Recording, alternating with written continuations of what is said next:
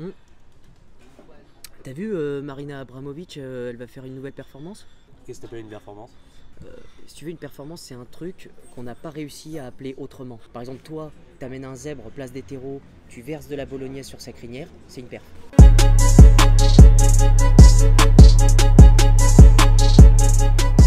Là, elle a décidé de s'électriser le corps avec 1 million de volts pour ensuite éteindre une bougie avec ses doigts.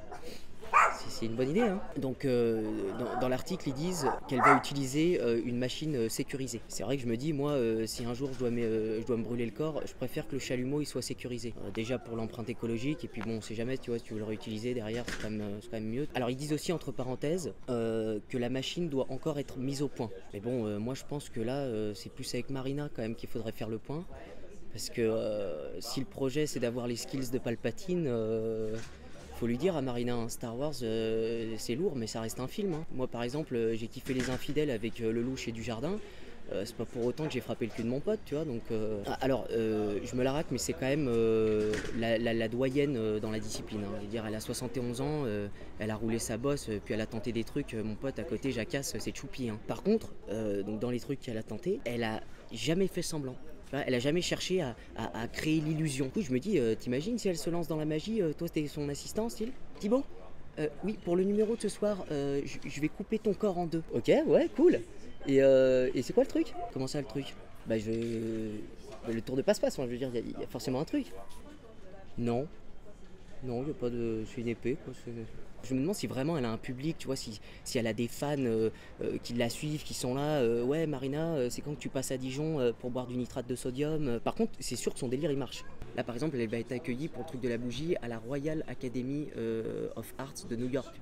Donc, c'est pas la MJC de Saint-Priest, quand même. Le truc qui est bizarre, c'est que souvent, dans ces trucs-là, les gens qui viennent, ils connaissent pas vraiment l'art. Ils pensent connaître l'art comme ceux qui pensent connaître la bière après avoir bu une chouffe, tu vois. C'est des gens, ils sont là parce que c'est bien vu d'être là.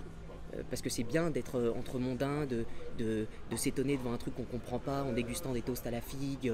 C'est des gens, ils rigolent pas, ils gloussent. Et parmi eux, ceux qui ont vraiment rien à voir, tu les repères parce que quand ils applaudissent, ils font ça mais en crescendo. Oh putain, c'est balèze. Oh ouais, oh putain c'est bien. Oh ouais, ah oui, t'as vu le... Il reste du champagne ou pas? C'est d'autres gens. Mais après je me dis du coup, ça doit pas être facile pour elle peut-être d'avoir un retour sur ce qu'elle a fait, tu vois, de savoir à quel point son travail il a eu un impact sur les gens. C'est un peu comme aujourd'hui quand tu vas envoyer un truc drôle à ton pote et qui te répond par MDR. Tu sais pas estimer à quel point il a ri. T'es là comme un teubé, tu comptes le nombre de R, tu vois s'il y a des majuscules ou pas, mais tu sauras jamais vraiment s'il a gaulerie ou pas, tu vois. Donc bon, après je me dis, l'art c'est peut-être comme une onde, tu vois, genre plus tu vas loin dans ce que tu fais, plus le retour il prend du temps. Donc Marina, si tu m'entends, pour le truc de la bougie, fais-le, parce que je pense que t'as vraiment envie de le faire.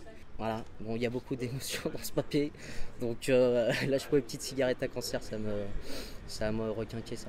Cuando la tarde languidece, renace la sombra.